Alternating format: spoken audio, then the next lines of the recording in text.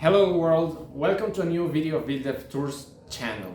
On this occasion, I am making again a type of video that I know many of you like and that many of you have asked for, which is an informational video about the current situation of Ecuador, news, politics and economy. This time is about the paro again. For those of you who don't know, the word paro is the Spanish word for strike. In June this year, there was a strike, a national strike in Ecuador that blocked most of the country for 18 days. This paro ended with the commitment of the government and social organizations to reach agreements in negotiation tables. These negotiation tables would last for 90 days, and these 90 days ended on October 12th. But what happened during these negotiation tables? Was an agreement actually reached, or will there be a new paro, a new strike?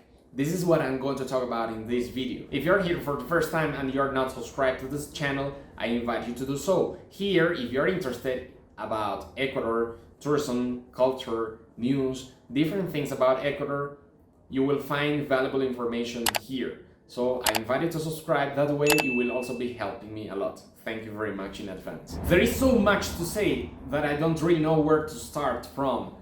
And I don't want to look like a person against social movements, especially indigenous movements. Those of you who know me know that I support indigenous people and that I actually am building this project, BuildDevTours. I start this tour operator because I want to support social movements that are doing something here to preserve the territories, the land.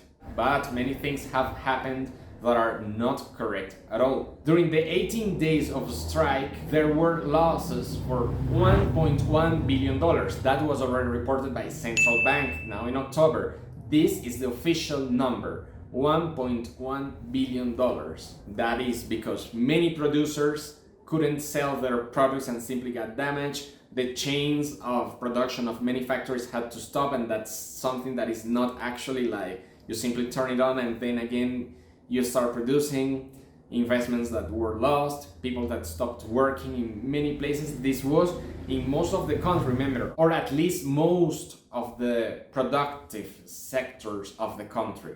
I will leave the official link to the website of the Central Bank of Ecuador, which is like the national government equivalent to the Federal Reserve in the United States, or the governmental institution that monitors the economy of Ecuador. Remember, the first thing that we have to take into account is that one thing is the indigenous peoples of Ecuador, another thing is the indigenous organizations and the leaders of these indigenous organizations. Yeah, most indigenous people are affiliated to one of these indigenous groups.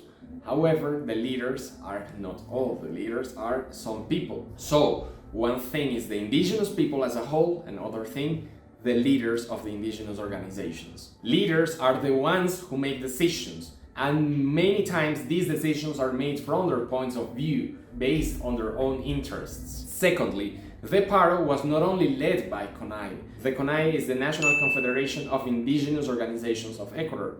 There were also some other social organizations. This is very important to take into account because in a moment you will see how a new paro may come from one of these other organizations. When you have so many people in negotiations, it is more difficult to reach agreements. And that's a little bit what has happened during these negotiations. Those of you who followed the paro from the beginning or from a couple of months ago know that the paro had as an intention to meet solution to 10 demands, presented mainly by CONAIE, but then the paro was joined by these other organizations. In the end, these 10 demands turned into 218 agreements. This was criticized by many people because, okay, you had 10 demands, general demands, okay, but then 218 agreements signed the negotiation tables, that may be like a little bit too much. And there is a problem when the government starts giving in so much, because then it might look, or it actually de facto is a little bit like that, there is a parallel state that doesn't win democratically the votes, proposes plans maybe, but they don't get the votes, but then by force they want to rule. And that's a little bit what has been happening with these negotiations. It is the government that has been giving in more than the indigenous and social organizations. Indigenous people in Ecuador, in all of Ecuador, people who consider themselves as indigenous are 6.3%, 1.1 million of the around 18 million inhabitants. Soon we will have the results of a new census and we'll see if that increased or not. But anyways, so far it is less than 10% of the population that is indigenous. It is a big percentage, but the leaders of the organizations representing this 10% block the entire country and are making claims and requests even if they don't win the elections. And these claims they make, the solutions they demand, affect all of the country. So this is why this is a very serious thing. However, many of you recall that the main thing that they were claiming was subsidies to the fuel. In the end, there was subsidy, not the same level that they wanted. I am recording this on October 27, and the prices of gasoline right now in Ecuador are these per gallon. 92 octanes, $4.86 per gallon. 89 octanes, $2.55. This is subsidized for everyone. And diesel is $1.90 per gallon, subsidized for everyone. They wanted more than this, but that couldn't be reached. However, during the negotiation tables, what the social organizations and the Ecuadorian government agreed was that there would be focused subsidy. The subsidies wouldn't go to everyone, but only to a certain part of the Ecuadorian population. At this moment, there are still some minor details about subsidies that need to be reached. So for the moment, the prices I gave you are for everyone in all of Ecuador without any special requirements. Even if you're a foreigner here coming in with your motorcycle, you will get the benefit of it. Or if you live in the borders, Peru, Colombia, you can come in, get this gasoline for the price and then go back to your country, which is causing actually some issues at the border because Peru and Colombia have more expensive gasoline than us. But okay, who won't get benefits from the subsidy? Because these subsidies will be only for people who need it the most. That's what the social organizations reached in the agreement. While they still create the technical system, we will all have the same price. But when the technical system is set, those who will not be able to get gasoline for subsidized price will be those people who have a vehicle and their annual income is equal to or greater than $41,603, which is equivalent to $3,466 per month. That's a very high salary for people in Ecuador. Not many people have that. So you could say, yeah, that's okay. For Ecuador, okay, these people can actually pay gasoline at the international price. People who have vehicles with cylinder capacity greater than 2,201 cubic centimeters. People who have SUV or Jeep vehicles with cylinder capacity greater than 2,401 cubic centimeters. People with trucks with cylinder capacity greater than 3,000 cubic centimeters. People with motorcycles above 301 cubic centimeters.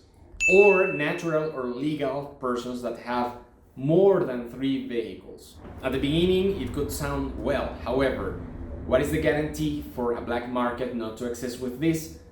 Okay, if they are good with a technical system, with like a special card, code bar with a cedula link, okay, it's possible. However, will they make it work? We will see. But this focused subsidy was something promised by the former President Moreno also more than 3 years ago, and we don't have anything yet. Now, after the negotiations ended 2 weeks later, we don't really have any details about anything else. That leads us to the other point that the leaders of these organizations have been telling during all these days, that if the agreements are not complied with, then there will be a new strike. Now the negotiations ended, but there will be new tables or new meetings for following up the agreements to see if they are being complied with. If the leaders say that they are not being complied with or the government can't comply with them, then there will be a new strike. There were many good things that were okay, like more investment for intercultural education, for scientific research on indigenous territories, to invest more in indigenous cultures. However, there are some things that they have to be very careful. The government has to be very careful about how this is managed, because again, it might create a parallel state where indigenous control all of their territories in the way that they want, like aside from the constitution. The education would be different in these territories, and the law enforcement would be different in these territories, and they would give their concessions what they want. They would control the resources. But when you have leaders that can be corrupt, this is dangerous, because as we have seen in the strikes, people who don't want to join the strikes in rural area, in communities, they simply get fines or get the electrical service stopped. And the government has agreed to give more control to social organizations. This is something that can be very dangerous, because remember, humans with power can be corrupted. The Episcopal Conference, the Catholic Church here in Ecuador, they were working as mediators in the negotiation tables. Now that the negotiation ended, they said that they won't play any role in the follow-up. They won't be guarantors in this new phase, and if there are new tables, which there will be for following up, they won't join them, because their role already ended.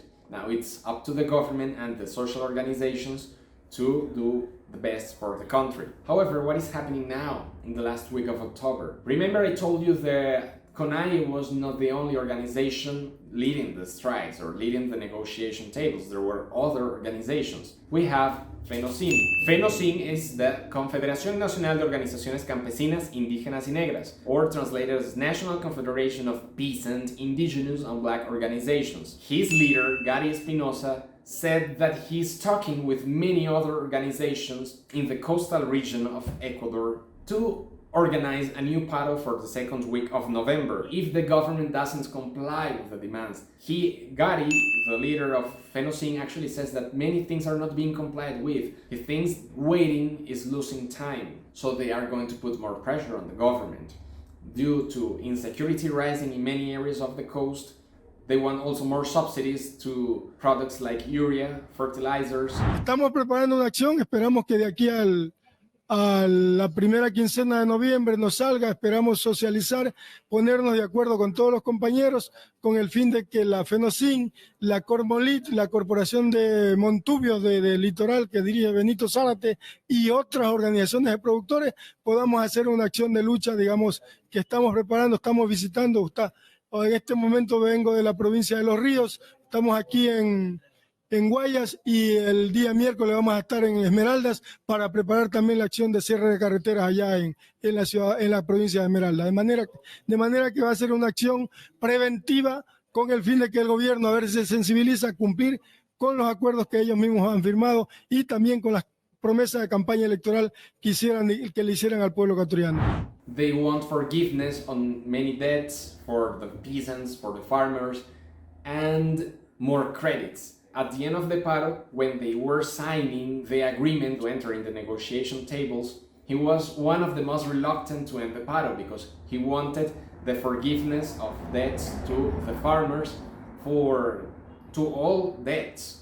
The government only accepted to forgive the debts up to $3,000 with the government's bank, Ban Ecuador, but he was asking for forgiveness to all debts. This is not something you can simply comply with just like that. So let's see if agreements can be made on what he's asking for. The last paro in June was organized mainly by CONAIE, and most groups that join CONAIE are in the Andean region of Ecuador. So all of the Andean region was blocked. Many roads in the coast were also blocked, but not all of them. The situation was calmer than in the Andes. But now Gary wants to make the strike being felt on the coastal region. Let's see how it turns out. Meanwhile, we have to see what the government will do, what FENOCIN will do, led by Gary Espinosa, and the other farmers' organizations from the coastal region.